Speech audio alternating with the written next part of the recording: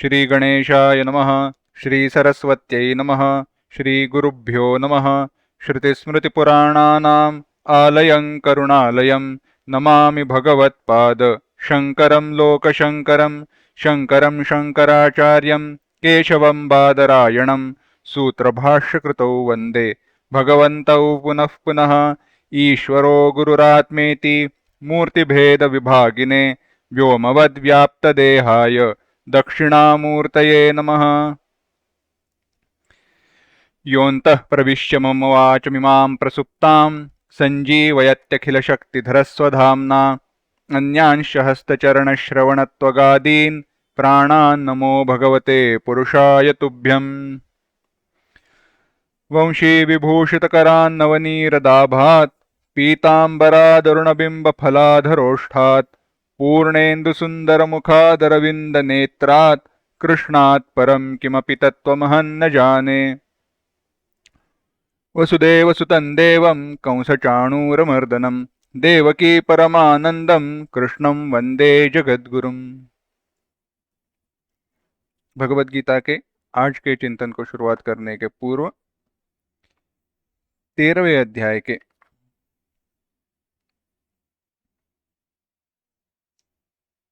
20वें श्लोक से लेके 24वें श्लोक तक एक साथ पढ़ेंगे।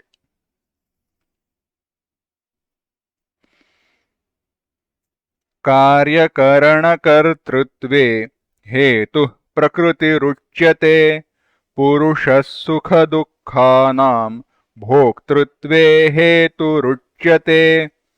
पुरुषः प्रकृतिस्थो हि भुङ्क्ते प्रकृतिजान् गुणान् कारणं गुणसङ्गोऽस्य सदसद्यो निजन्मसु उपद्रष्टानुमन्ता च भर्ता भोक्ता महेश्वरः परमात्मेति चाप्युक्तः देहेऽस्मिन् पुरुषः परः। य एवं वेत्ति पुरुषं प्रकृतिं च गुणैः सह सर्वथा वर्तमानोऽपि न स भूयोऽभिजायते। ध्यानेनात्मनि पश्यन्ति केचिदात्मानमात्मना अन्ये सांख्येन योगेन कर्मयोगेन चापरे। हम चिंतन कर रहे थे साधना के भिन्न भिन्न प्रकार, भगवत दर्शन के, भगवत प्राप्ति के, मोक्ष प्राप्ति के कौन से साधन है। मुख्य साधन तो ज्ञान ही है। परमार्थ दर्शन जो है, अध्यात्म दर्शन के विषय में ध्यान आदि जो भिन्न विकल्प उपलब्ध है, जिनके द्वारा चित्त शुद्धि की प्राप्ति करके ब्रह्म साक्षात्कार, आत्म साक्षात्कार प्राप्त किया जा सकता है, उसमें भगवान कहते हैं 3 मार्ग है। एक ध्यान मार्ग है, यानी ध्यान योग है। एक कहा जाता है सांख्य योग और तीसरा कहा जाता है कर्मयोग। किन के लिए यह 3 मार्ग है? जैसा अधिकार वैसे मार्ग। ध्यान योग में क्या करते हैं? ध्यान योग में भगवान ने कहा शब्दादि विषयों से श्रोत्रादि इंद्रियों का निरोध करके बाद में वह मन में उसका लय करके, उनका मन में लय होने पर मन को भी अपने आत्मस्वरूप में लीन करना ध्यान है। समाधि प्रयत्न का मार्ग है, समाधि का अभ्यास है। परंतु यह मार्ग बहुत कठिन है, दुष्कर है, आसान नहीं है। सबके लिए वह संभव नहीं है, सबके लिए वह उपलब्ध नहीं है, अधिकार पात्रता नहीं है सबकी। तो क्या करे? भगवान कहते हैं कोई बात नहीं, सांख्य योग है। सांख्य योग में क्या करना है? भगवान कहते हैं सांख्य योग में कहीं कुछ नहीं, सांख्य योग में विवेक प्रधान है। संपूर्ण यह जगत, संपूर्ण सृष्टि कैसे बनी है? यह सृष्टि बनी है 3 गुणों से, सत्वगुण, रजोगुण, तमोगुण। यह संपूर्ण सृष्टि 3 गुणों से कैसे बनी है? सीधी सी बात है, आसान सी बात है। त्रिगुणात्मिका माया है, माया से यह संपूर्ण सृष्टि का जन्म हुआ है, संपूर्ण सृष्टि उत्पन्न हुई है। तो यह सृष्टि 3 गुणों से बनी हुई है। माफ करना। अच्छा, तो क्या करे आगे? तो अगर यह पृथ्वी सारी संपूर्ण सृष्टि तीन तीन गुणों से बनी हुई है, तो इसका अर्थ यह हुआ, यह संपूर्ण व्यवहार उन तीन गुणों में हो रहा है। गुणा गुणेषु वर्तन्त इति मत्वा न सज्जते। सारा जो कुछ भी व्यवहार हो रहा है वो गुणों में ही हो रहा है। गुण आपस में व्यवहार कर रहे हैं, उसमें मेरा कोई हिस्सा नहीं है। एक बात ध्यान में रखना, जब हम ऐसे कहते हैं उस वक्त यह भी बात ध्यान में रखनी चाहिए कि जब ऐसे होता है, तब जब ऐसे होता है तब कि जब गुणा गुणेषु वर्तन्ते, तो सारे अनुभव, हमारे कर्म और हमारे कर्मफल उसी में उसी दृष्टि से देखे जाने चाहिए। यानी कर्म करते वक्त मैंने कर्म किया ही नहीं, परंतु कर्म क्यों गुणा गुणेषु वर्तन्ते, गुण ही अब आपस में कुछ काम व्यवहार करते हैं, आपस में लड़ते हैं और कुछ तो करते हैं। तो जब फल की प्राप्ति होती है तो मैंने कर्म किया नहीं तो फल मिला क्यों, ऐसे नहीं कहना चाहिए। जब कुछ कर्म करते हो तो कर्म का फल भी मिलेगा, परंतु जब कर्म किया है और कर्म फल का उपभोग ले रहे हो, दोनों समय यह समझना चाहिए गुणा गुणेषु वर्तन्ते। गुण ही अपने गुणों में काम कर रहे हैं, उसमें प्रकृति ही कार्य कर रही है, उसमें मेरा कोई हिस्सा नहीं, मेरा कोई नहीं है, कुछ नहीं है। मेरा आत्मस्वरूप की दृष्टि से देखना चाहिए। कथा बताते हैं पता है, परंतु एक बार देखते हैं कैसी दृष्टि हो। हुआ ऐसे, जनक जी महाराज बड़े ज्ञानी, वहां पे उनके दरबार में विद्वानों का सम्मान होता है। तो एक बार ऐसे हुआ, जनक जी महाराज के दरबार में व्यास जी आए थे या अष्टावक्र मुनि जी आए थे। कथा का संदर्भ भिन्न है, परंतु कथा में हमें ध्यान दृष्टांत की तरफ है, दार्ष्टान्त की तरफ है, जो बताना है उसकी तरफ, संदेश की तरफ है। तो अब मुनि जी आए हैं, महर्षि जी आए हैं, तो क्या वेदांत के पाठ चलने लगे, वेदांत सिखाया जाने लगा। तो अनेक सारे विद्वान पाठ सुनने के लिए आकर बैठने लगे, अनेक सारे विद्वान सुनने के लिए आने लगे। अनेक विद्वान आया करते थे, आकर बैठते थे। कभी कभी ऐसे होता था, जनक जी महाराज को दरबार का जो कुछ भी काम है सब कुछ समाप्त करके पहुंचने में देरी होती थी, परंतु जब तक दशरथ जी महाराज नहीं आते थे तब तक मुनिवर पाठ की शुरुआत नहीं करते थे। तो लोग बोलने लगे, देखिए, कहते अपने आप को मुनि है, परंतु जनक जी महाराज कृपा करे इसके लिए क्या करते हैं, उनके आने के बाद ही पाठ की शुरुआत करते हैं। राजा है, उनको क्या आवश्यकता है, उनके लिए क्या रुकना, हमारे जैसे पंडित विद्वान आकर बैठे हैं, है ना, होने दो, शुरू होने दो कथा पाठ। ऐसे जब बातें होने लगी, मुनि जी को बात पता चली। मुनि जी ने सोचा अब इनको बताना पड़ेगा सत्य क्या है, परंतु उन्होंने ऐसे नहीं बताया। एक दिन हुआ ऐसे, बैठे थे, पाठ शुरू हुआ। अचानक से जनक जी महाराज का एक सेवक दौड़ते हुए आया और कहने लगा, महाराज, नगर के बाहर आग लगी है, नगर के बाहर जो वन है, आग लगी है और नगर की तरफ बढ़ रही है। राजा ने कहा, हमारे लोग हैं, उनको भेज दो, कोई बात नहीं। थोड़ी देर बाद फिर से वह सेवक दौड़ते हुए आया, कहने लगा, महाराज जी, आग बढ़ती ही जा रही है, नगर तक, नगर के अंदर आई है।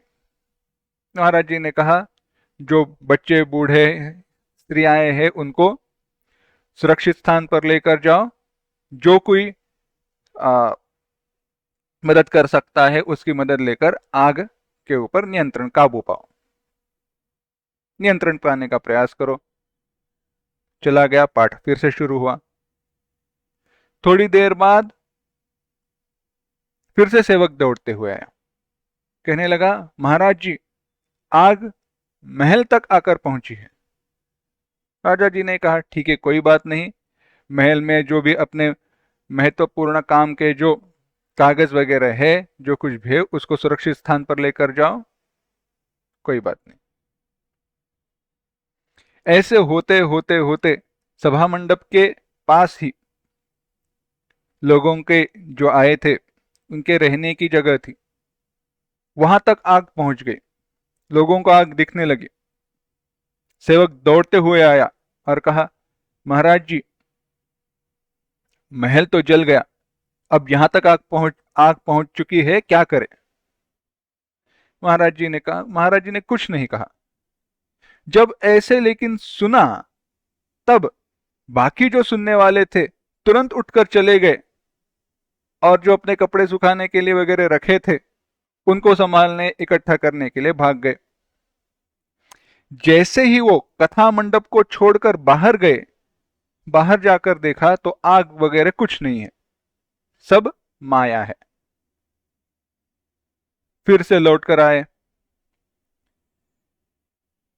मुंह नीचे लटका हुआ था। तब मुनिवर जी ने कहा, देखो, यह बात है, इसी के कारण जनक जी महाराज के आने तक मैं रुका रहता था पाठ शुरू करने के लिए। और उन्होंने जनक जी महाराज से पूछा, महाराज, ऐसा क्या है कि आप शांति से बैठ पाए? तो जनक जी महाराज ने कहा, मिथिलायाम प्रदीप्तायाम न मे दह्यन मने न मे किंचन दह्यति। संपूर्ण मिथिला जलते हुए भी मेरा कुछ भी नहीं जल रहा, मेरा ऐसा कोई नहीं है इसमें। यह संपूर्ण जो कुछ भी है, उससे मैं आत्म स्वरूप से भिन्न हूं। संपूर्ण कार्यकाल में इस कथा का जो अगर आप विचार करें, महाराज जी ने सारे संदेश, सारे कर्म वो किए जिसके द्वारा आग के ऊपर नियंत्रण पाया जा सके। वह सारे कर्म बताए, लोग हैं उनके सेवक है, उनके लिए निर्देश दिए हुए हैं, इनके निर्देश दिया। परंतु उसके बाद, कर्म करने के बाद भी कर्म का फल जैसा हम चाहते हैं वैसा ना मिले, तो उसमें न सुख न दुख उन्होंने अनुभव किया। वो छोड़कर चले नहीं गए, क्योंकि उन्होंने उसे कभी अपना नहीं समझा था, वह एक कर्तव्य ही था। क्योंकि उन्होंने एक निश्चय पूर्वक उन्होंने जाना था, जो आग है, उनके ऊपर काबू पाने वाले लोग हैं, जिसको आग लगी है, यह सब कुछ प्रकृति है और इस प्रकृति से मैं भिन्न हूं।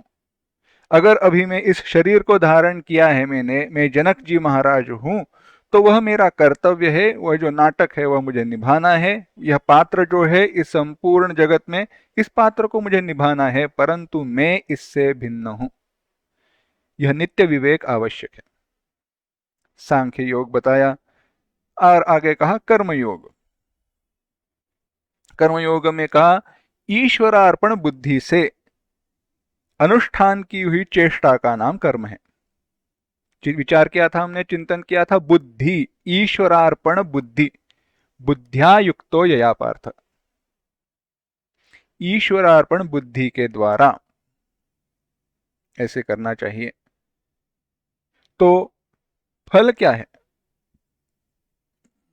देखिए, एक सूक्ष्म विचार है। किए हुए कर्म का फल ना मिले, क्या ऐसे हो सकता है? नहीं। मृत्यु तक कोई व्यक्ति ऐसा नहीं है जो कर्म किए बिना रह नहीं सकता और कर्म का फल प्राप्त किए बिना रह नहीं सकता, क्योंकि वही तो ईश्वर के नियम है। किए हुए कर्म का फल मिलेगा ही, किए हुए कर्म का फल मिलेगा ही, प्रोवाइडेड उसके लिए कोई क्या है, विपक्ष है, विकल्प है, परंतु वह जीवन मुक्ति के बाद में है, अगला जन्म न हो उसके बारे में। वास्तविक अभी के लिए वैसे कोई विकल्प नहीं है। बताते हैं। अभी मैंने जो कोई कर्म किया है उन सारे कर्मों का फल मुझे जरूर मिलेगा, चाहे वो मुझे वो पता चले या ना चले, कर्म का फल जरूर मिलेगा। अगर विचार कीजिए किए हुए कर्म का फल नहीं मिलता है, अगर ऐसा कहे तो जीवन मुक्त के द्वारा खाना खाने के बाद उसका पेट नहीं भरता था। बहुत ही गौण, बहुत ही एक क्षुद्र विचार है, परंतु निर्देश के लिए बता रहे हैं। वैसे कर्म का विचार करना नहीं चाहिए, किया भी नहीं जाना चाहिए, परंतु निर्देश के लिए बता रहे हैं। तो किस दृष्टि से कर्मयोग को समझना चाहिए, हमने विचार किया बुद्ध्या युक्तो यया पार्थ कर्म बंधम प्रहास्यसि। कर्म का विनाश किसमें है? कर्म के बंधन के नाश में कर्म का विनाश है। ठीक से समझना, कर्म बंध निर्माण करता है, कर्म बंधन कारक है, इसके लिए ही कर्म को त्यागना चाहिए। देखो, जब हम कर्म कहते हैं ना, शास्त्र में कर्म का जब विचार आता है तो मुख्यतः प्रधान दृष्टि से कर्म उसे ही कहा जाता है जो संकल्प के साथ किया जाता है। जो संकल्प के साथ किया जाता है उसी को कर्म कहते हैं। शास्त्र कर्म कहने के लिए तैयार है और उसी की दृष्टि से कर्म और कर्म फल का विचार आता है। प्रधान दृष्टि से हम कह रहे हैं। क्यों? क्योंकि कर्म का जब विचार शास्त्र में आता है तो किया हुआ कर्म और स्वर्गादिक लोकों की प्राप्ति इसी दृष्टि से आता है। खाना खाने के बाद पेट भरता है, यह तो सामान्य विचार है। उसके लिए क्या विचार करना, क्या कर्म और कर्म फल का विचार करना, वह तो निसर्ग का नियम है। खाए हुए खाने से पेट भरने ही वाला है। हाँ, खाए हुए खाने के परिणाम भूत मुझे सुख मिले दुख मिले कैसे लगे, ऐसा सब कुछ भिन्न है, यह विचार सब कुछ अन्य है। परंतु खाए हुए खाने से पेट भरने, उसमें नया नया क्या है, अलग क्या है? कुछ अलग नहीं है। परंतु सबको अन्न मिले, फसल अच्छी हो, धान धन धान्य से ये संपूर्ण पृथ्वी भर जाए, इसके लिए अगर मैं यज्ञ करूं, इसके लिए अगर मैं यज्ञ करूं तो वह कर्म है। क्यों? क्योंकि मैंने संकल्प किया इसके लिए संपूर्ण पृथ्वी धन धान्य से संपूर्ण हो, इसके लिए मैं यज्ञ कर रहा हूं। संकल्प किया और उसका जो पुण्य है वह फल मिला। उस पुण्य के फल के कारण क्या हुआ? स्वर्ग में जाऊंगा मैं। यह जो है ना, इस दृष्टि से शास्त्र ने विचार किया, परंतु हम व्यवहार की बात करते हैं, क्योंकि हम तो स्वर्ग की बात, कई बार मैं कहता हूं, छाती पे हाथ रखकर कहिए, अपने आप को पूछिए कितनी बार हम स्वर्ग में जाने की इच्छा करते हैं। जब भी हम चाहते हैं मुझे स्वर्ग में जगह मिले, ऐसा हम कब कितनी बार सोचते हैं जीवन में? नहीं, वो दिन तो चले गए स्वर्ग की इच्छा करने वाले, स्वर्ग की इच्छा रखने वाले लोगों के दिन चले गए। हमारी अब इच्छाएं क्या है? अच्छा घर मिले, अच्छे परिवार वाले मिले, अच्छी नौकरी मिले, अच्छा धन मिले, जो कुछ भी हो। अस्तु, कर्मयोग के विचार में प्रधान विषय है बुद्धि। बुद्धि के द्वारा कर्म की जो दृष्टि है वह बदल जाए तो जिस दृष्टि से कर्म पहले बंधन, जिस दृष्टि के कारण कर्म पहले बंधन का कारण हो रहा था, वैसे होता नहीं है। कर्म का बंधन छूट जाता है और अंतःकरण के शुद्धि की प्राप्ति होती है, क्योंकि कर्म के संस्कार वासनाएं इत्यादि नष्ट हो जाते हैं, क्षीण हो जाते हैं। परंतु भगवान, एक बात है, मैं इन तीनों का अधिकारी नहीं हूं। मैं आपकी मानता हूं, आपकी हर एक शब्द को मैं मानता हूं, हर एक शब्द के ऊपर आपके मेरा विश्वास है, परंतु मैं इन तीनों का अधिकारी नहीं हूं। तो क्या? भगवान कहते हैं कोई बात नहीं। भगवान कहते हैं 25वां श्लोक देखना,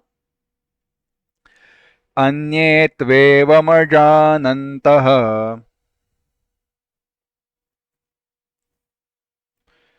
श्रुत्वान्येभ्य उपासते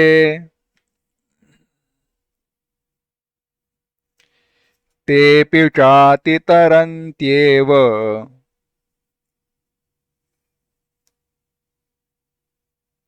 मृत्युं श्रुतिपरायणाः।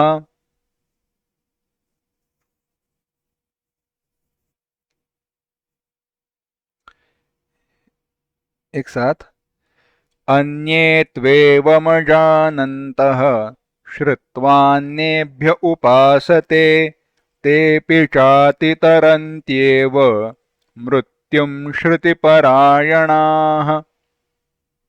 भगवान कहते हैं अन्ये, कुछ अन्य, अन्य उक्तादन्यः शेषः। कहते अन्य यानी क्या, दूसरे क्या, जो कहे हैं उसके अलावा बाकी जो बचे हुए हैं वह अन्य। जो शेष बचे हैं जिनके बारे में कहा नहीं वह सारे हुए अन्य। तो अब अन्य क्या हुए, दूसरे जो है कौन है, वह जो एवं अजानन्तः, इस प्रकार से, एवं ध्यान योग हो, सांख्य योग हो, कर्म योग हो, ध्यान योग, सांख्य योग, उपर्युक्त जो विकल्प है उनमें से किसी भी एक मार्ग के द्वारा आत्म तत्व को नहीं जानते हैं, न जान पाते हैं, परंतु अजानन्तः अपि, न जानते हुए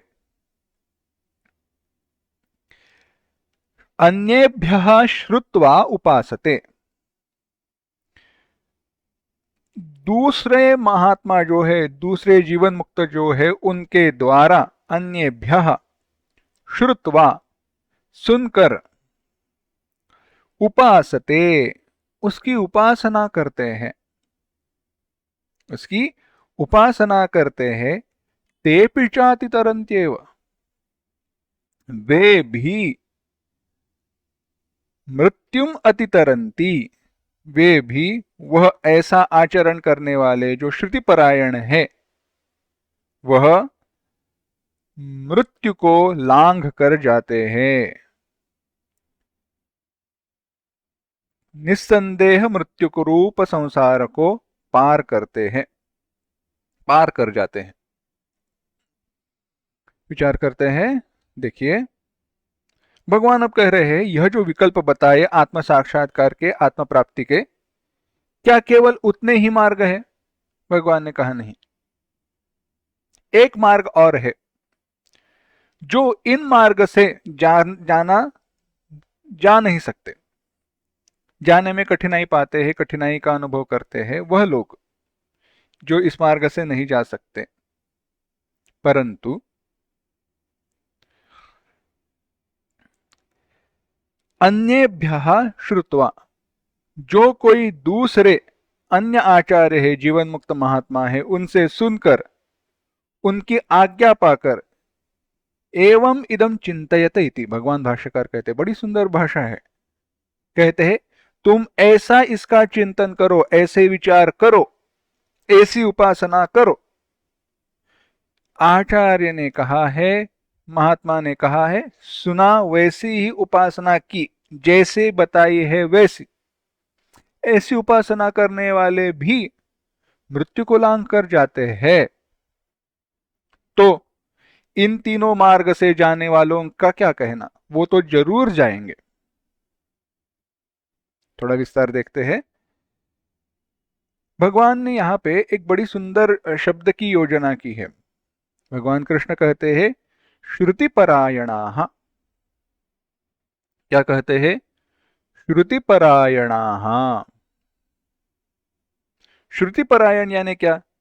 केवल सुनने के परायण हुए पुरुष।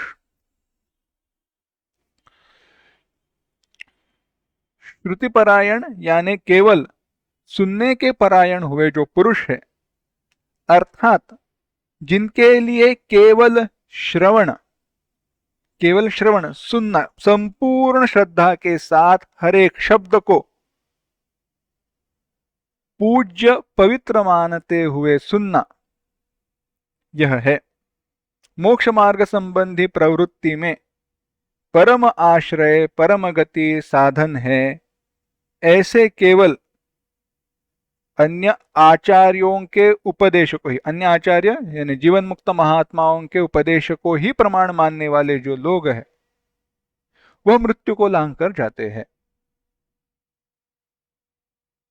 और अगर वे मृत्यु को लांघ कर जाते हैं तो इन मार्ग से जाने वाले, जो साक्षात जो मार्ग बताए, ज्ञान मार्ग, कर्म मार्ग, ध्यान मार्ग, ध्यान योग, सांख्य योग, कर्म योग, इन 3 मार्गों से जाने वाले जो लोग हैं वो तो जाएंगे ही।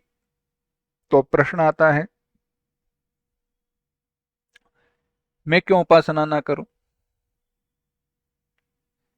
अगर तो कहा जाता है जो अन्य मार्ग है ना, वह तो है, परंतु उसमें समय ज्यादा लगेगा।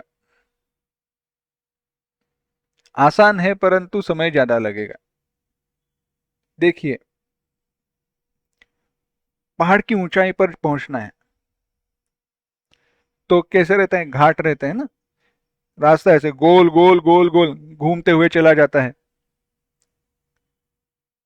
अब ऐसे मार्ग से हम जाए तो समय ज्यादा लगेगा, लेकिन मार्ग कैसा है, आसान है, परिश्रम कम है। परंतु अगर मैं सीधे चला जाऊं पहाड़ के ऊपर, सीधे चढ़ते हुए पहाड़ के ऊपर तक चला जाऊं तो जल्द पहुंच जाऊंगा, समय कम लगेगा, परंतु कठिनाई बहुत है। अगर विचार कीजिए, एक बंदर है और एक घोड़ा है, घोड़ा नहीं, बकरी लेते हैं। तो क्योंकि वो पहाड़ पर चढ़ने में बहुत होशियार रहते हैं,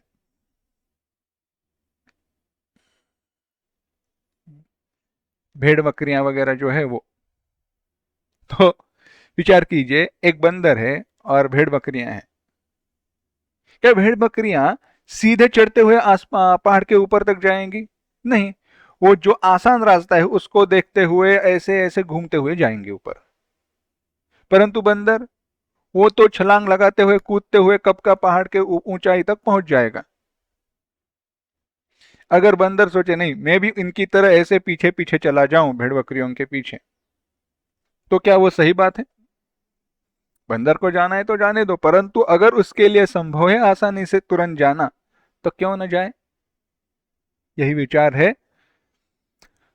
तो एक और प्रश्न आता है, भगवान, लेकिन ये उपासना करने वाले कैसे? आपने तो कहा ज्ञान ही है, ज्ञान ही है, परंतु कैसे? मैंने अन्य जगह पर तो कहा है, ऐसी उपासना से जिनको जिन्होंने अपने चित्त को शुद्ध किया है, तेषामेवानुकंपार्थम अहम ज्ञानजम तमः नाशयाम्यात्म भावस्थम ज्ञान दीपेन भास्वता। भगवान कहते हैं ज्ञान तो मैं खुद उनको दे दूंगा, बस वह तैयार हो जाने चाहिए। उपासना के कारण वह तैयार हो जाते हैं, चित्त की शुद्धि प्राप्त कर लेते हैं, तुरंत मैं उनको ज्ञान दे देता हूं। अच्छा, भगवान, समझ तो आई बात, परंतु एक प्रश्न है।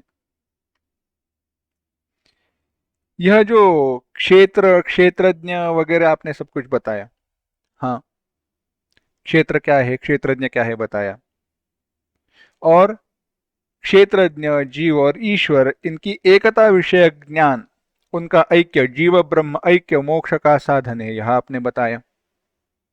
बिल्कुल। अब यज्ञात्वामृतमश्नुते, जिसे जानकर अमृतत्व की, मोक्ष की प्राप्ति होती है, ऐसे आपने कहा, सही कहा। परंतु मेरा प्रश्न यह है, ये ज्ञान क्यों मोक्ष देता है? बाकी कोई साधन है नहीं, केवल ज्ञान से ही मोक्ष की प्राप्ति कैसे? मैं पूछना चाहता हूं, मैं जानना चाहता हूं। किस कारण से, किस हेतु से यह ज्ञान मोक्ष की प्राप्ति में साधन बनता है? क्यों ज्ञान ही मोक्ष के लिए आवश्यक है।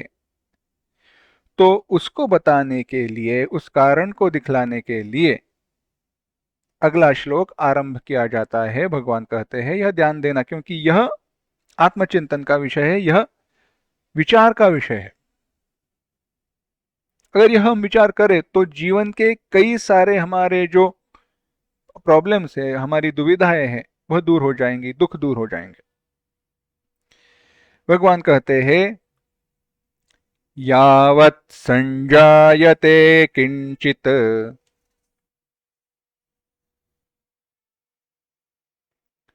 सत्वं स्थावर जंगमम्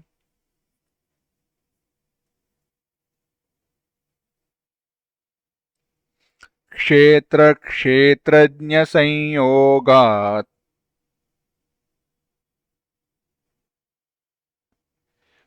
तद्विद्धि भरतर्षभ।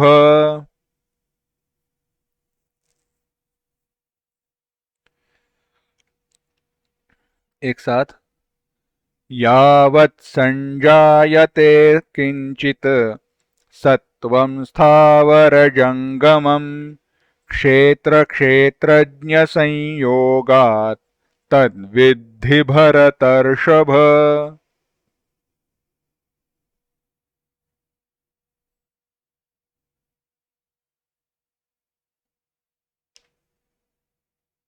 भगवान कहते हैं हे भरतर्षभ, हे अर्जुन, भरत वंश में जो ऋषभ, भरत ऋषभ भरत ऋषभ, भरत वंश में ऋषभ यानी श्रेष्ठ बलवान, भरत वंश में अत्यंत बलवान बलशाली ऐसे तुम हे अर्जुन, यावत जब तक, यावत किंचित जो कोई, जो सब कुछ,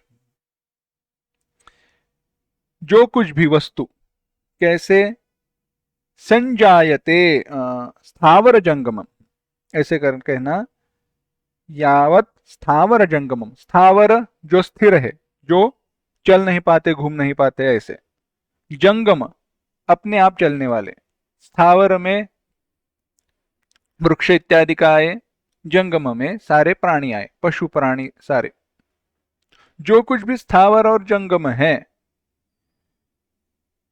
जो कोई चर और अचर वस्तु उत्पन्न होती है, सत्वम, सत्वम प्राणी, संजायते उत्पन्न होते हैं, तत् वह सब कुछ, क्षेत्र क्षेत्रज्ञ संयोगात, क्षेत्र और क्षेत्रज्ञ के संयोग से उत्पन्न होते हैं, ऐसे समझो। हे भरत श्रेष्ठ, हे अर्जुन, जो कुछ भी वस्तु उत्पन्न होती है, जो कुछ भी स्थावर जंगम यानी चर अचर वस्तु उत्पन्न होती है, वह सब क्षेत्र और क्षेत्रज्ञ के संयोग से उत्पन्न होती है, इस प्रकार तुम जानो। भगवान, यह क्या हुआ? मैंने पूछा था प्रश्न एक, आपने उत्तर दिया अलग, नहीं समझ में आया। अच्छा, क्या था प्रश्न? भगवान, प्रश्न यह था, यह जीव ब्रह्म ऐक्य का जो ज्ञान है, यह जीव ब्रह्म ऐक्य का ज्ञान कैसे मोक्ष मुझे देगा? इतनी सारी बातें मैंने जान ली है, परंतु अभी तक अगर मेरा दुख दूर नहीं हुआ तो और एक बात जानकर कैसे दुख दूर होगा? भगवान कहते यही तो बात है, अब तक जो जाना था वह स्वयं दुख था, यह तूने जाना नहीं। भगवान, गोल गोल बातें मत करना, सीधे सीधे बताओ। ठीक है, बताते हैं। देखो अर्जुन, एक वाक्य में बताता हूं, सारे तुम्हारे दुखों का कारण जो है, यह क्षेत्र क्षेत्रज्ञ का संयोग है। भगवान, फिर से वही बात हुई। ठीक है, दृष्टांत बताते हैं। अर्जुन देखो, रास्ते से हम जा रहे थे, चलो थोड़ा इस बार दृष्टांत बदल देते हैं। एक कैसे है, आप, बारिश का मौसम है, अभी बारिश चालू है, थोड़ी कम हो जाती है लेकिन चालू है, कोई बात नहीं, अच्छी बात है। बारिश का मौसम है तो आप कहाँ पे गए? जुहू बीच पर गए समझो, समुंदर किनारे गए। और हुआ ऐसे, उस समुंदर किनारे कोई है नहीं। आश्चर्य की बात है, आप शांति से बैठे हो, समुंदर किनारे बाकी कोई नहीं है, किनारा एकदम साफ है, बिल्कुल भी कचरा नहीं है। पानी, पानी नीला नहीं कहूंगा, उतना भी दृष्टांत हमें बदलना नहीं है, परंतु समंदर किनारे आप ठंडी हवा का अनुभव कर रहे हो, बैठे हो। उतने में आपको खुशबू आती है, सुगंध आती है। किसकी? चने सींग की, खारा चना और सींग गरम। आप देखते हो थोड़ी दूरी पर सींग और चने वाला आया है और वहां पे वो गरम कर रहा है। तो आप सोचते, अरे ऐसी हवा में, अभी बारिश होकर चली गई है, ठंडी हवा है, थोड़े से कपड़े भीगे हुए हैं, शांत अच्छे से बैठे हैं, शांति से बैठे हैं। अभी अगर हम खारा चना खाए तो कौन कितनी बड़ी बात है, कितना सुंदर होगा। खारा चना लो या वो हरभरे के दाने रहते हैं ना, वह उबले हुए, वो सोचो, जो भी आपके मन में आए वह विचार करो। तो अब लेने के लिए आप उठते हो और हाथ जेब की तरफ जाता है, परंतु आपके दुर्भाग्य की बात है, आपके जेब में 500 और 1000 का नोट है, 2000 का, 1000 का नहीं, 2000 का नोट है। अरे बाप रे, 10 रुपए के लिए 500 का नोट तो लेगा नहीं, 10 रुपए की वस्तु के लिए 500 का नोट क्यों लेगा? तो आप सोचते अब क्या करें, खाने की तो इच्छा थी, परंतु क्या करें। हो सकता है, चलो, आपने फिर से एक दो बार जेब में हाथ डालकर देखा कहीं पे छुट्टा है या नहीं।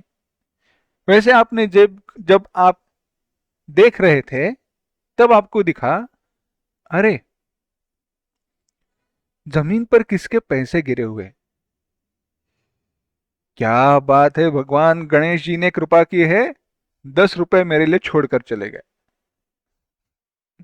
कोई विचार आ सकते हैं मन में, ऐसी परिस्थिति में हमारे मन में ऐसे विचार आते हैं जो सामान्यतः नहीं आते। परंतु आप बहुत होशियार है। कैसे है? ऐसे जो पैसे मिलते हैं ना, तो झुककर तुरंत उठाए नहीं जाते, आजू बाजू में देखा जाता है, किसी ने जानबूझकर तो नहीं रखे हैं, वो किसी वस्तु को चिपका कर तो नहीं रखे हैं, हंसने के लिए कोई खड़ा तो नहीं है। अपने आजू बाजू में देखा, कोई दिखा नहीं, परंतु फिर भी आपने क्या किया, फिर भी आपने झुककर उन पैसों को नहीं उठाया। आप गए और जूता ठीक करने के लिए या कोई बहाने नीचे बैठे और हाथ में जो भी रेत थी, रेत के साथ उसको उठाया, थोड़ा झिड़क दिया कि रेत चली जाए, और वो चना सिंह वाले के पास गए और कहा 10 रुपए के बना दो। वह भी, उसको भी खुशी हुई, अरे ग्राहक मिल गया, तो वह बनाने लगा। जब उसने उसको इकट्ठा करके बनाकर आपके सामने रखा, आपने जो छुट्टे थे हाथ में, जो वो हाथ आगे बढ़ाया, हाथ खोला, परंतु देखा तो हाथ में सीप है, शेल, सी शेल, सीप है, रुपया तो है नहीं। उसको लगा क्या आप मजाक कर रहे हो, उसने आप फिर से आपका ये बाजू में लाकर रख दिया। अब दृष्टांत यहां पे समाप्त होता है, परंतु बुरा मत मानना, उसके पास जीपे था आपने जीपे पे 10 रुपए दे दिए और वो चने सिंह को खाया है। परंतु फिर से आते हैं पहली बात पर,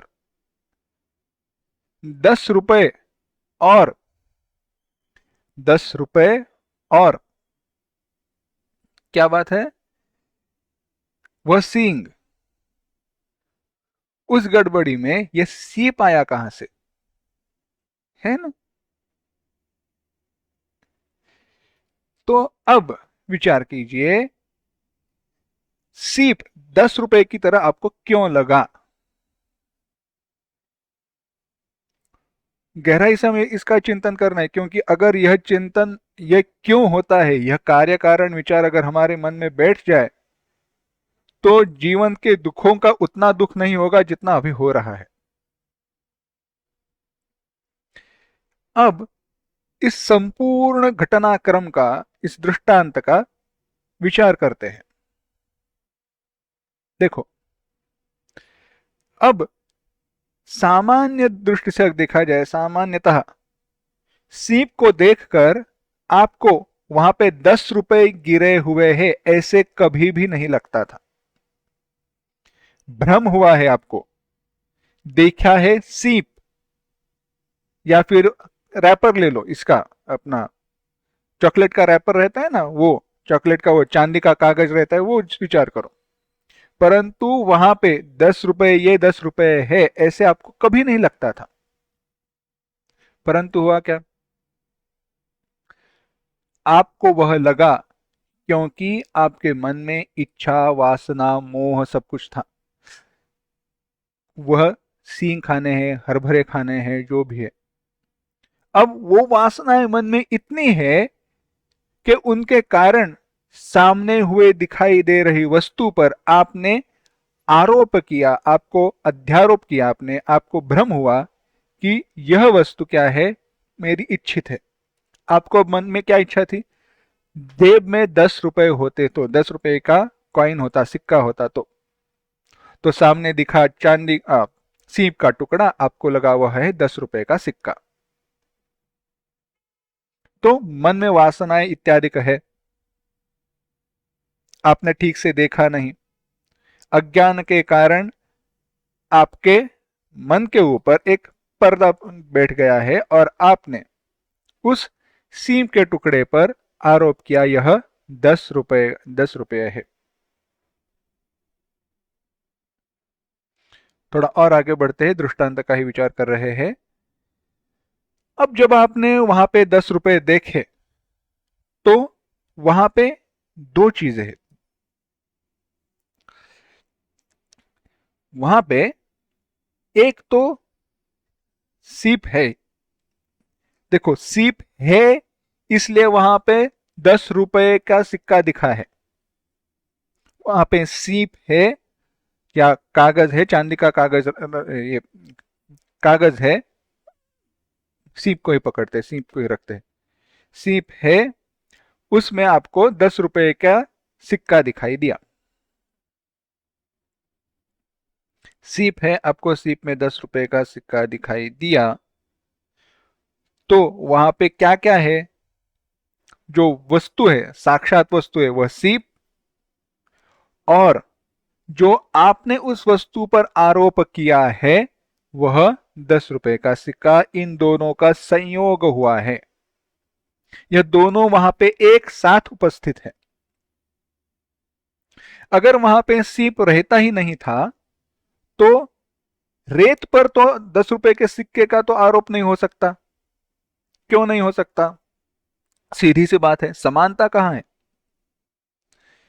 कुछ तो समानता हो, कुछ तो साधर्म्य हो। सीप का कैसा है, चांदी का रंग रहता है, चांदी जैसा रहता है, चमकता है। 10 रुपए का सिक्का भी चमकता है, छोटे ही है दोनों, हाथ में बैठते हैं, तो कुछ गुणधर्म समान होने के कारण वहां पे आरोप हो सकता है। ऐसे तो अध्यारोप के लिए ऐसी आवश्यकता नहीं है, परंतु यह विचार अभी नहीं करते हैं। तो अब वहां पे क्या हुआ, संयोग हुआ, एक सत्य का और एक मिथ्या का, झूठ का। सत्य सीप, झूठा 10 रुपए का सिक्का। सत्य सीप के ऊपर झूठे 10 रुपए के सिक्के को आपने आरोपित किया। यह जो है, यही संयोग हमारे जीवन में होते रहता है। सत्य परमात्मा के ऊपर हम मिथ्या जगत का आरोप करते हैं। सत्य परमात्मा के ऊपर हम मिथ्या जगत का आरोप करते हैं। यही है हमारे दुख का कारण। इसको अन्योन्य अध्यास कहते हैं। क्या कहते हैं? अन्योन्य अध्यास। अन्योन्य, एक का दूसरे के ऊपर किया गया आरोप। एक दूसरे के ऊपर किया गया आरोप। कैसे? दृष्टांत की तरफ आते हैं फिर से। किसके ऊपर आरोप हुआ है?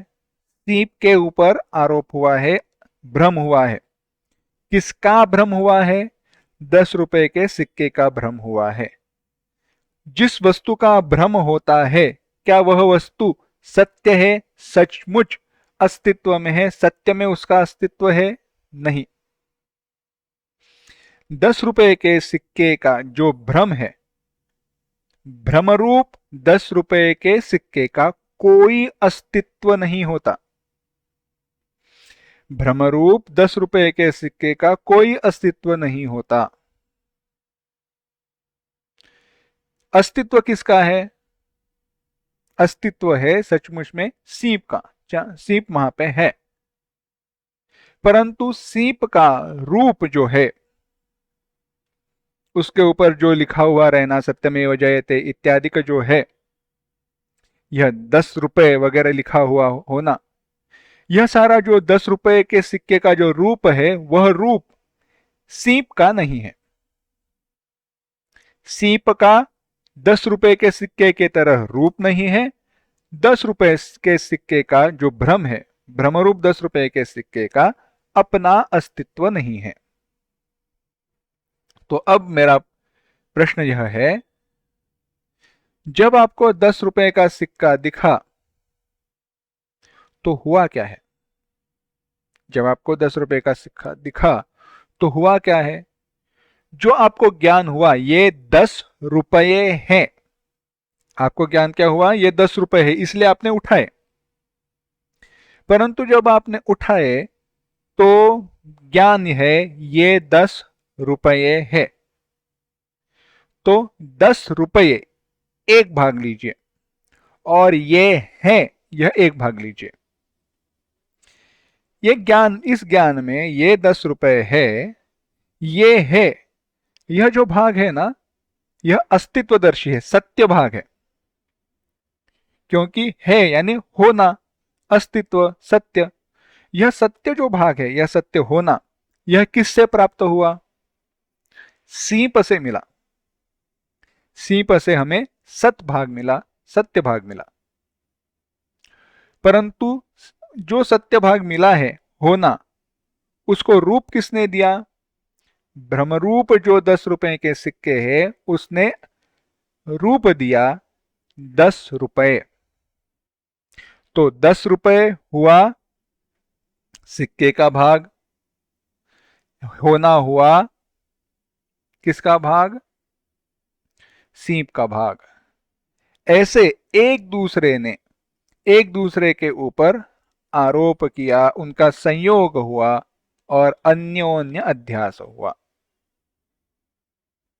10 रुपए के सिक्के को जो अस्तित्व में नहीं है, उसको अस्तित्व मिला, और जो सीप का टुकड़ा है, जिसको 10 रुपए का रूप नहीं है, वर्ण नहीं है, उसको वह रूप मिला।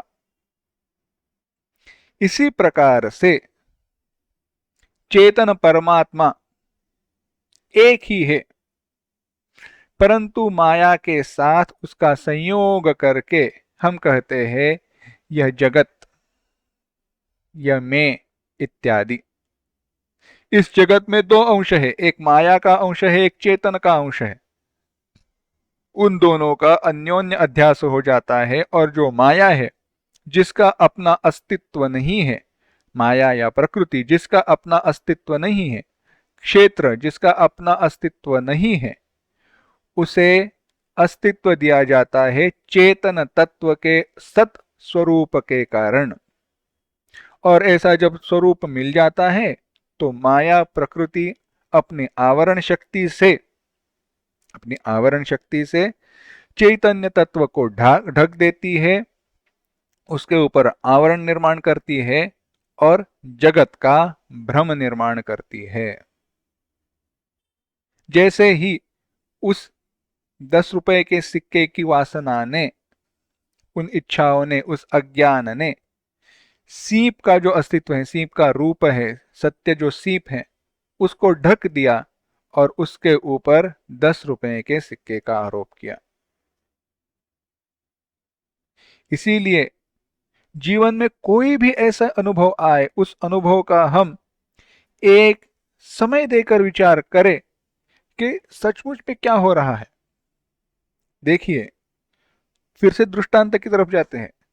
मैंने बताया था कि वहां पे आपको सीप में 10 रुपए के सिक्के का आभास क्यों हुआ, भ्रम क्यों हुआ? क्योंकि मन में वासना, तीव्र इच्छा है 10 रुपए जेब में होते तो।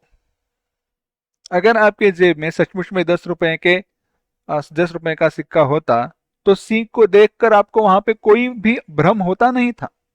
आवश्यक नहीं है भ्रम, होना ही चाहिए, है ना। कई बार हम रास्ते से चलते, सब जगह पर सभी वस्तुओं का भ्रम होता नहीं है। कब होता है? जब वैसे वस्तु की तीव्र इच्छा हो। इसी प्रकार से यह जगत सत्य है, यह देह सत्य है, यह मैं हूं, यह हमारी जो तीव्र वासनाएं हैं उनके कारण यह भ्रम आगे बढ़ते रहता है, चलते रहता है। तो अगर इस भ्रम को, जो अज्ञान मूलक है, इस भ्रम का कारण क्या है? अज्ञान है। और अगर यह अज्ञान मूलक है, अज्ञान है, तो उसको दूर करने के लिए केवल एक ही उपाय है, ज्ञान। अज्ञान को ज्ञान से ही दूर किया जा सकता है, कर्म के द्वारा दूर नहीं किया जा सकता। इसीलिए भगवान कहते हैं, मेरे स्वरूप की ज्ञान से, जो कहा उस ब्रह्म ज्ञान से इस संसार से व्यक्ति लांग कर मृत्युयुक्त संसार से तर के आगे जा सकता है। ज्ञान ही मोक्ष के लिए साधन है। इस प्रकार से भगवान कहते हैं, जो क्षेत्र को, इस संसार को जो माया से रचा हुआ है, उसको यह वास्तव में नहीं है, यह केवल आभासी है, ऐसे जानकर, निश्चय पूर्वक जानता है, उसका मिथ्या ज्ञान उपर्युक्त यथार्थ ज्ञान से, ब्रह्म ज्ञान के विरोधी होने के कारण वह मिथ्या ज्ञान चला जाता है।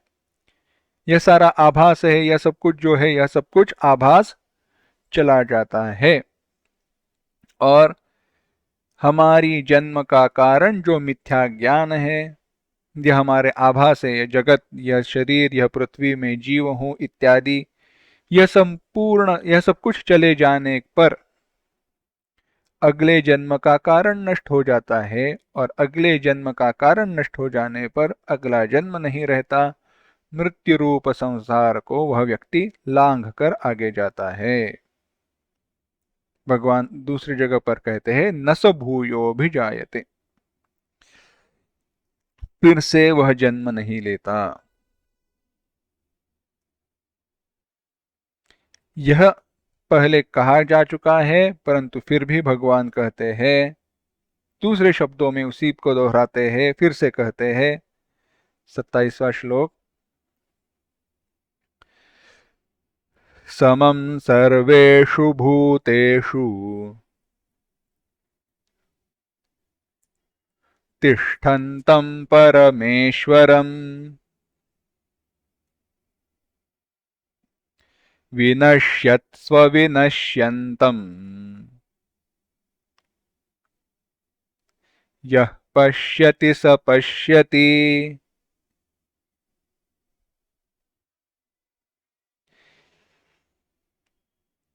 एक साथ, समं सर्वेषु भूतेषु तिष्ठन्तं परमेश्वरं विनश्यत्स्व विनश्यन्तं यः पश्यति स पश्यति। समम भगवान कहते हैं यह जो विनश्यत्सु सर्वेषु भूतेषु, विनश्यत्सु जिनका विनाश होता है, नष्ट होने वाले, विनश्यत्सु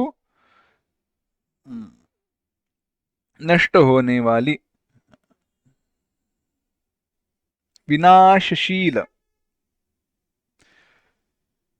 सर्वेषु भूतेषु सारे भूतों में, जो कुछ भी विनाशशील है उस सब में, अविनश्यंतम परमेश्वरम जिसका कभी विनाश नहीं होता ऐसे परमेश्वर को, समम तिष्ठन्तम समरूप से, समान से दृष्टि से, समानता से, तिष्ठन्तम स्थिर होते हुए, स्थिर रहते हुए,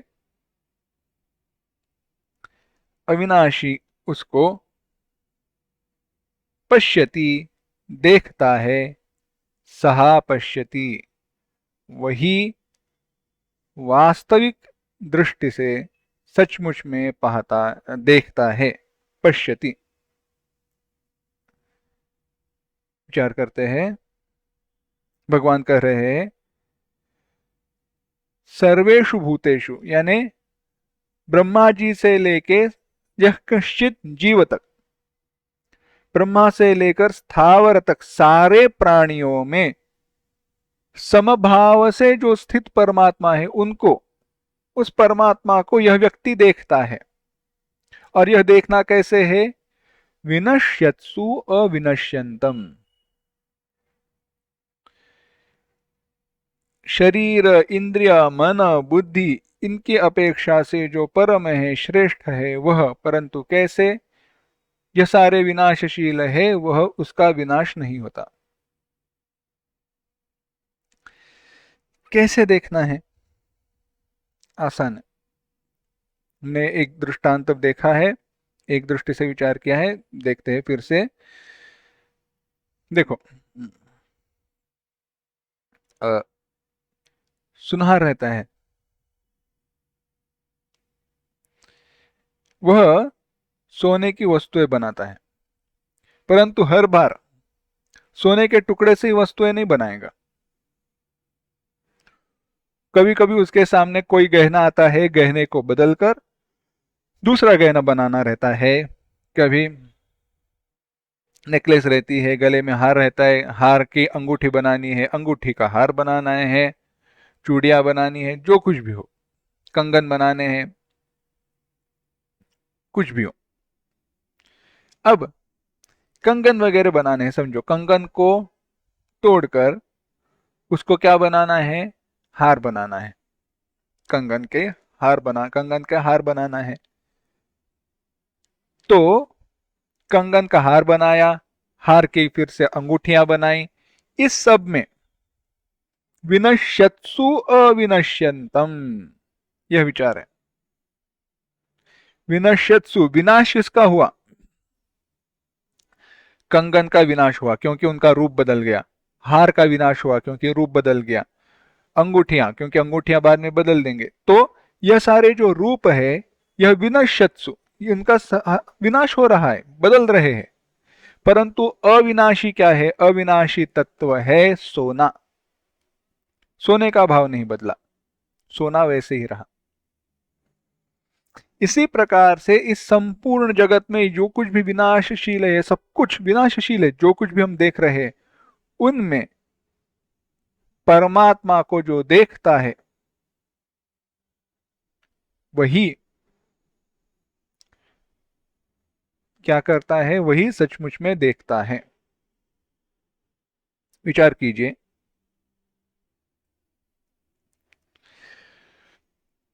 अगर बिना कोई सुधार के पास एक व्यक्ति आया, उसने साथ में गणेश जी की मूर्ति लाई है, संपूर्ण सोने की है, 100 ग्राम सोने की है, समझो 100 ग्राम सोने की गणेश जी की मूर्ति है, और उसके साथ उनका वाहन मूषक भी है, चूहा, वह भी 80 ग्राम सोने का है, बड़ा है, और सोने के ऊपर उस मूर्ति को आप उस चूहे के ऊपर बिठा सकते हो, ऐसी उसको व्यवस्था है। उन दोनों मूर्तियों को वह व्यक्ति आया लेकर सुनार के पास और कहा, इसका बताओ मूल्य क्या है, मूल्य क्या है। अब मूर्ति को देखा जाए तो चूहे के मूर्ति का मूषक के मूर्ति का कितना बड़ा महत्व, कोई कीमत नहीं है। मूषक का क्या क्या रहता है, चूहे को इतना बड़ा क्या सम्मान, सम्मान किसका है, गणेश जी का है। ऐसे विचार करके कोई व्यक्ति उस मूषक के, उस चूहे के मूर्ति की कीमत कम बताए और गणेश जी की मूर्ति की कीमत ज्यादा बताए तो नहीं चलेगा, है ना, नहीं चल सकता। इसी प्रकार से जीवन में वस्तुओं को हम कहीं कहीं अनावश्यक, जितना जरूरी नहीं उतना मूल्य देते हैं, महत्व देते हैं। विनश्यत्सु अविनश्यंतम, अविनाशी परमात्मा को देखना चाहिए, उसकी तरफ हमारा ध्यान होना चाहिए। अभिप्राय यह है कि विपरीत भाव से देखने वाले लोगों का अधःपतन होता है। इसीलिए ऐसे ज्ञान का फल क्या है यह बताने के लिए ज्ञान की स्तुति करते हैं। उस ज्ञान का फल बताकर उसकी स्तुति करनी चाहिए, सराहना करनी चाहिए। इसलिए यह श्लोक आरंभ किया जाता है। भगवान 28वें श्लोक में कहते हैं, समं पश्यन् हि सर्वत्र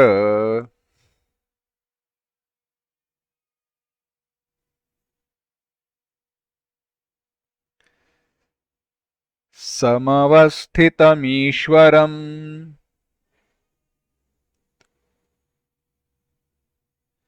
न हि नस्त्यात्मनात्मानम् ततो याति परां गतिम्।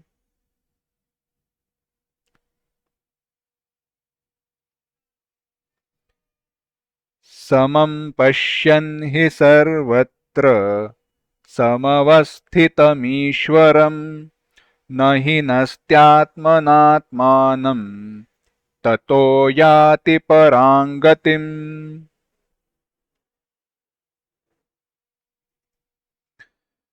भगवान कहते हैं, ही क्योंकि समम सर्वत्र समवस्थितम, सर्वत्र समवस्थितम, सर्वत्र सब जगह पर, समवस्थितम समरूप से स्थित हुए, जो समरूप से स्थित है ऐसे, ईश्वरम ईश्वर को, समम पश्यन समरूप से देखने वाला, आत्मना आत्मानम न हिनस्ति अपने द्वारा अपने आप की हिंसा नहीं करता, विनाश नहीं करता, ततः पराम गतिम याति इसीलिए वह परम गति को प्राप्त होता है। भगवान कह रहे हैं, सब जगह पर समरूप से स्थित परमात्मा को समदृष्टि से देखने वाला, अपने आप को अपने आप की अपने आप के द्वारा हिंसा नहीं करता, इसीलिए वह पराम गतिम याति, परम गति को प्राप्त कर लेता है।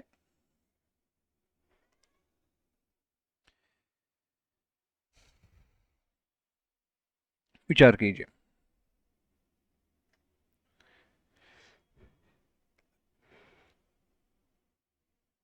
आपने जो दृष्टांत देखा, आप गहने बेचने के लिए गए, वह चूहा और मूर्ति। मूर्ति की जो कीमत है वह तो आपने बताई, परंतु चूहे की कीमत आपने कम बताई, तो समम पश्यन्हि, हम आप हमें क्या है, मुनाफा नहीं होगा ना, हमें कैसे, प्रॉफिट तो होगा ही नहीं, पैसे तो हमारे हमारे ही चले जाएंगे, घाटा तो हमें ही होने वाला है ना। ऐसी बात है। देखो, उपनिषदों ने कहा, जो अपने स्वरूप को नहीं जानता है वह आत्महा है, वह अपने आप का विनाश करता है। जो परमात्मा को नहीं जानता है वह अपने आप का विनाश करता है। क्यों? क्योंकि यहाँ पे यह समय उपलब्ध हुआ है, इसलिए। देखो, सर्वत्र समभूतों में समभाव से स्थित हुए परमात्मा को जानना सुलभ नहीं है, परंतु आवश्यक है। ऐसे परमात्मा को जानने वाला ही क्यों आगे चला जाता है? क्योंकि वह फंसा हुआ नहीं रहता, अटका हुआ नहीं रहता। ना अटक्यो ना भटको, ये देश वीराना है, मुसाफिर चलते जाना है। बड़ा सुंदर भजन है, श्री राजेश्वरानंद जी गाया करते थे। एक दृष्टांत बताते हैं तो बात समझ में आएगी। आप रेलवे से, ट्रेन से दिल्ली जा रहे हो, ट्रेन से दिल्ली जा रहे हो, सुबह का समय है, गाड़ी मथुरा वृंदावन के आसपास पहुंची है और आपको हलवा पूड़ी का सुगंध आई। आपने देखा झुककर, स्टेशन है, स्टेशन पे पूड़ियाँ तली जा रही है, सब्जी है, मटर की सब्जी है, हलवा वगैरह रखा है। तो आपने सोचा चलो तुरंत जाकर लेकर आते हैं। आप गाड़ी से उतर गए, गाड़ी से उतर गए, गए उसके पास, वहां पे थोड़ी भीड़ थी। अब बाद में समय ना लगे इसके लिए आपने उसको पहले ही पैसे दे दिए और तुरंत बताया तुरंत बना दो, गाड़ी छूट जाएगी। यह आपकी पहली गलती है। गाड़ी छूट जाएगी कभी कहना नहीं चाहिए, वो और समय लगाएगा, रहने दो। तो अब उसने बनाई और सब कुछ और आपके हाथ में थमा दी। अब क्या है, उसने तो पैक नहीं की है, आपके हाथ में वह पेपर प्लेट है, कागज की वो डिश है, उसमें पूड़ी है, उसी में कागज की कटोरी है, उसी में वह सब्जी है, हलवा है। इसको आपने दोनों हाथों में पकड़ा है और सामने देखा तो गाड़ी तो छूट रही है। अब ये दो हाथ में पकड़े हुए आप भागते हुए गाड़ी में तो चढ़ नहीं सकते।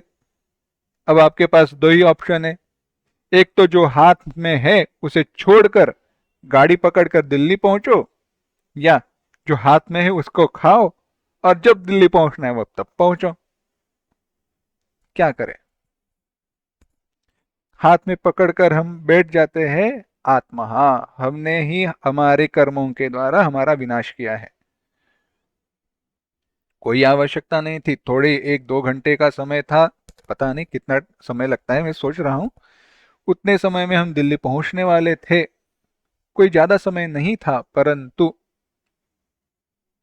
आत्मा, हमने ही हमारा विनाश किया है। इसी प्रकार से परमात्मा की प्राप्ति के साधन उपलब्ध होते हुए भी उनका हम अवलंब नहीं करते, यही हमारा विनाश करने जैसा है। यहीं पे हम हमारा विनाश करते हैं।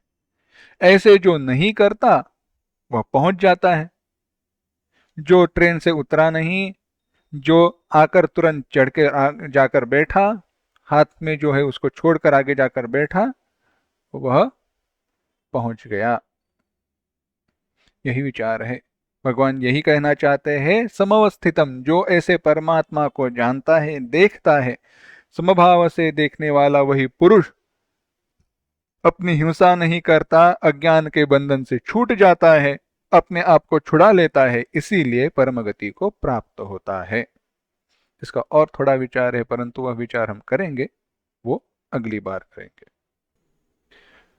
ओम असतो मा सद्गमय, तमसो मा ज्योतिर्गमय, मृत्योर्मा अमृतंगमय, समस्तलोका सुखिनो भवन्तु, समस्तलोका सुखिनो भवन्तु, समस्तलोका सुखिनो भवन्तु।